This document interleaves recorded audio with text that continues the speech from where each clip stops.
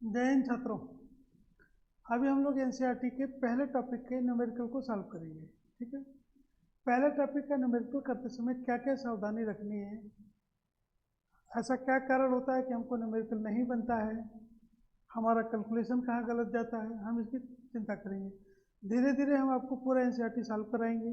ठीक है, आपको सारे क्वेश्चन बनेगा, खुद से आप प्रैक्टिस भी कर सकते हो। तो पहले हम उस क्वेश्चनों के कुछ फॉर्मूले उठा लेते हैं, एग्जाम्पल हैं। तो कुल मिलाकर के 37 क्वेश्चन है। तो हम अभी पहले क्वेश्चन, दूसरे क्वेश्चन और तीसरे क्वेश्चन के लिए फॉर्मूला सेट करेंगे। तो सबसे पहले आप फॉर्मूला समझो। टॉपिक का नाम है electric field, electric charge and electric field. सबसे पहला नाम आता है कूलॉम्स लॉ। कूलॉम्स लॉ कहता है कि दो चार्ज हैं, एक Q1 है एक Q2 है, इसके बीच का डिस्टेंस कितना है, R। तो कूलॉम्स लॉ का फॉर्मूला है, एक Q1 चार्ज है Q2 चार्ज है, इनके बीच का डिस्टेंस कितना R।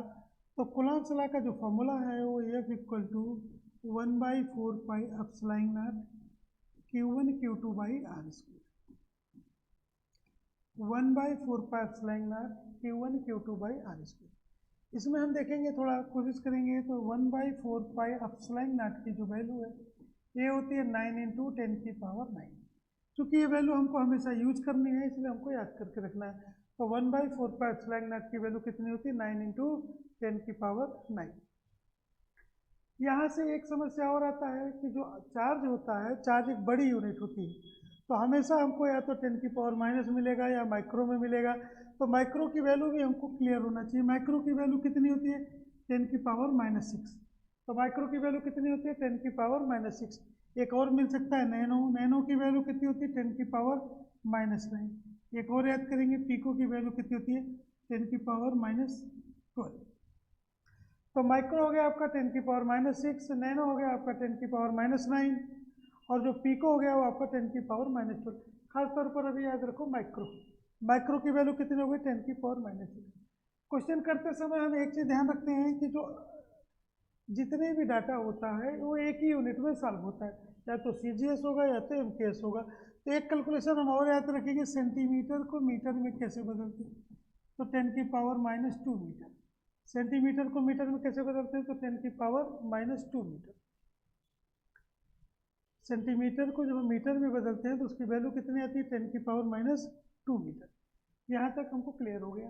देखो एक चीज़ और समझे, जितना पहला दूसरे पर फोर्स लगाता है उतना ही दूसरा पहले पर फोर्स लगाता है। दोनों का फोर्स इक्वल और अपोजिट होता है। मतलब पहला चार्ज दूसरे चार्ज पर जो फोर्स लगाएगा, दूसरा चार्ज पहले चार्ज पर भी उतना ही फोर्स लगाएगा। मतलब कूलॉम फोर्स फॉलो करता है third law of the Newton. If reaction is equal and opposite reaction, action और रिएक्शन इक्वल और क्या होते हैं, अपोजिट होते हैं। जितनी क्रिया होगी उतनी ही क्या होगी, प्रतिक्रिया होगी। एक्शन और रिएक्शन की वैल्यू इक्वल और अपोजिट है। मतलब अगर पहला दूसरे पर 2 न्यूटन का फोर्स लगाता है तो दूसरा पहले पर भी कितने न्यूटन का फोर्स लगाएगा, 2 न्यूटन का। इसके अलावा कुछ वैल्यू हमको और याद रखना है। इलेक्ट्रॉन का चार्ज कितना होता है, 1.6 × 10⁻⁻19 कूलॉम। प्रोटॉन का चार्ज कितना होता है, 1.6 × 10⁻⁻19 कूलॉम। मास ऑफ इलेक्ट्रॉन कितना होता है, 9.1 × 10⁻31 kg। इलेक्ट्रॉन का चार्ज याद रखना नेगेटिव होता है, प्रोटॉन का चार्ज क्या होता है, पॉजिटिव होता है। मास ऑफ प्रोटॉन भी हम याद रख लेंगे भैया, ये होता है 1.67 × 10⁻27 kg। ये सब डाटा ऐसे होते हैं कि ये तो बदलने वाले डाटा है नहीं, ये सब स्टैटिक डाटा होते हैं, तो आपको याद ही रखना है। ठीक है ना। इलेक्ट्रॉन की वैल्यू कितनी है, 1.6 × 10⁻⁻19 कूलॉम। प्रोटॉन का चार्ज ये होता है, चार्ज की यूनिट क्या होती है, कूलॉम। और जब फोर्स निकालेंगे तो फोर्स की यूनिट क्या बनेगी, न्यूटन। क्या बनेगी, न्यूटन। इसमें एक डाटा और याद रखेंगे, मास ऑफ प्रोटॉन जो होता है वो 1836 टाइम्स ज़्यादा होता है मास ऑफ इलेक्ट्रॉन से। 18 18 दूना 36, याद रखेंगे, 18 18 दूना 36। तो मास ऑफ प्रोटॉन जो होता है वो मास ऑफ इलेक्ट्रॉन से कितने टाइम ज़्यादा होता है, 1836 टाइम्स।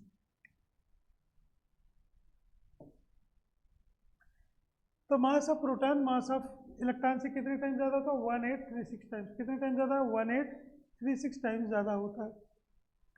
इसके साथ हम कुछ फॉर्मूले और याद करेंगे। एक होता है फोर्स का फॉर्मूला मास इनटू एक्सेलरेशन, एक फॉर्मूला होता है फोर्स का mg, 11th के पार्ट से है लेकिन हमको याद रहेगा, ठीक है। फोर्स का फॉर्मूला होता है मास इनटू एक्सेलरेशन, फोर्स का फॉर्मूला क्या होता है mg। इधर देखिए ग्रेविटेशनल फोर्स का भी फॉर्मूला याद कर लेंगे, जी m1 m2 बाई कितना है r। यहाँ पर g जो होता है इसको बोलते हैं यूनिवर्सल ग्रेविटेशनल कांस्टेंट, सार्वत्रिक गुरुत्वाकर्षण नियतांक, यूनिवर्सल ग्रेविटेशनल कांस्टेंट। ये जो g है इसकी वैल्यू कितनी होती है 6.67 into 10⁻⁻11 newton metre square by kg square. तो g की वैल्यू याद रखेंगे 6.67 into 10⁻⁻11 newton metre square by kg square. तो g का मान भी हमको याद रखना है, ठीक है। यहाँ से हमारे 3 क्वेश्चन जो है सॉल्व हो जाएंगे, पहला, दूसरा और तीसरा। तो अब हम लोग क्या करते हैं, क्वेश्चन पर आ जाते हैं।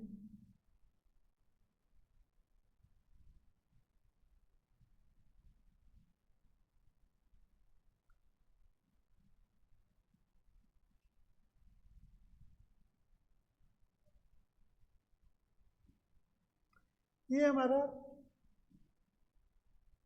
पहला क्वेश्चन है एनसीईआरटी का। देखो एक चीज समझ लो, क्वेश्चन हमको एनसीईआरटी का लगाना है लेकिन जिस मेथड से हम करेंगे आपको उसी मेथड से करना है, क्योंकि क्या होता है एनसीईआरटी लोगों को बहुत कठिन लगती है। कठिन लगने का कारण क्या होता है, कैलकुलेशन की समस्या होती है, इंटू डिवीजन करने लगते हैं तो हमको इंटू डिवीजन से बाहर निकलना है। तो जिस स्टाइल में हम सिखा रहे हैं उस स्टाइल में आप करो, धीरे धीरे सारे क्वेश्चन अपने हो जाएंगे। देखो क्या कह रहा है, एक फोर्स गिवन है हमको, मतलब 2 चार्ज गिवन है, चार्ज की वैल्यू है 2 इंटू 10⁻⁻7 कूलम और 3 इंटू 10⁻⁻7 कूलम।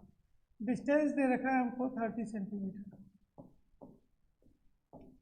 कोशिश करें कि जितने भी क्वेश्चन हो सबके एक डायग्राम बना लें, डायग्राम बना के करने से कंसेप्ट अपने आप क्लियर हो जाता है।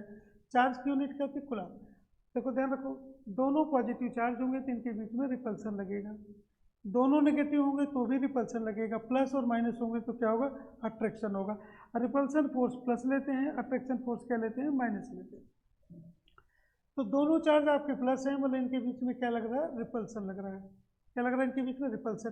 तो फॉर्मूला हमने अभी पढ़ा था, फॉर्मूला तो क्या पढ़ा था, 1/4πε0 Q1 Q2 बाई क्या था, आर स्क्वायर। यहाँ देखिए इसकी वैल्यू हमको याद है, कितनी याद कराई थी, 9 इंटू 10⁻⁹।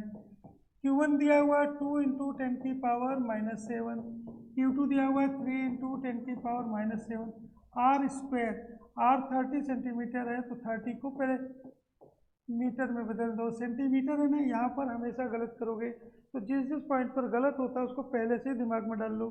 हम सबसे पहले गलती क्या करेंगे, सेंटीमीटर को मीटर में बदलना भूल जाएंगे। दूसरा चीज़ हम स्क्वायर लगाएंगे, तभी आप स्क्वायर नहीं लगाना, 2 बार है, स्क्वायर है तो 2 बार लिख देना, क्यूब है तो 3 बार लिख देना, ऐसा करके क्वेश्चन को सॉल्व करना। सबसे पहले हमें पावर की ही चर्चा कर लेते हैं, ए और ए कितना कर, -7 कितना हो गया, -14, -14 से 9 गया तो 9 इंटू 2 इंटू 3 इंटू 10⁻⁻5। 30 को हम ऐसे लिख सकते हैं 10, इस 30 को भी हम ऐसे लिख सकते हैं 3 इंटू 10। वैसे लिखने की भी जरूरत नहीं, सीधा का सीधा काट देंगे, ये 10 इंटू 10 100 हो गया, 100 से 100 चला गया। अब हम इस क्वेश्चन को आगे देखते हैं जरा। ये आ गया आपका 9 इंटू 2 इंटू 3 इंटू 10⁻⁻5 अपन 3 इंटू 3 इंटू 10⁻⁻2।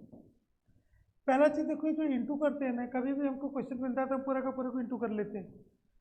अब 12वीं क्लास में आ गए हो तो इंटू डिवीजन में मत उलझो, इंटू डिवीजन में अगर गलत करोगे तो समस्या आएगी। ऐसे काटो, ये 9 कट गया, ये कितना हो गया 6, ये माइनस ऊपर जाएगा तो क्या हो जाएगा प्लस, तो 10 की पावर कितना बचेगा -3, आगे लगाओ न्यूटन, ये आपका आंसर आ गया। क्लियर हो गया। फिर से देखो, सबसे पहले डायग्राम बना लो, ये चार्ज की वैल्यू दे रखा है, क्वेश्चन में लिख लो, डिस्टेंस दे रखा है, फॉर्मूला दे रखा है 1/4πε0 Q1 Q2 by are square. 1/4πε0 की वैल्यू हमको क्लियर है, कितनी होती है 9 इंटू 10⁻⁹, ये वैल्यू अप्लाई कर लो। ये बदलने वाली वैल्यू है नहीं, इसलिए वैल्यू को याद करोगे। ठीक है, Q1 कितना है 2 इंटू 10⁻⁷, Q2 कितना है 3 इंटू 10⁻⁷। एक को सबको इंटू मत करो एक साथ, नहीं तो क्वेश्चन उलझ जाता है। पहले पावर सॉल्व कर लो, फिर देखो इसको सॉल्व कर लिया, फिर 3 इंटू 3 कट करके 9 हो गया, 2 इंटू 3 कितना हो गया 6। ये आपका पहला क्वेश्चन हो गया। ठीक है, ये क्लियर हो गया आपको, ये इस क्वेश्चन का आंसर आ गया। ठीक है, अब हम अगला क्वेश्चन देखते हैं, क्वेश्चन नंबर 2। देखो सेम क्वेश्चन है, एक इलेक्ट्रोस्टैटिक फोर्स दे रखा है हमको, एक चार्ज कितना दे रखा है 0.4 माइक्रो कूलम, दूसरा कितना दे रखा है -0.8 माइक्रो कूलम। डिस्टेंस कितना दे रखा है निकालना है।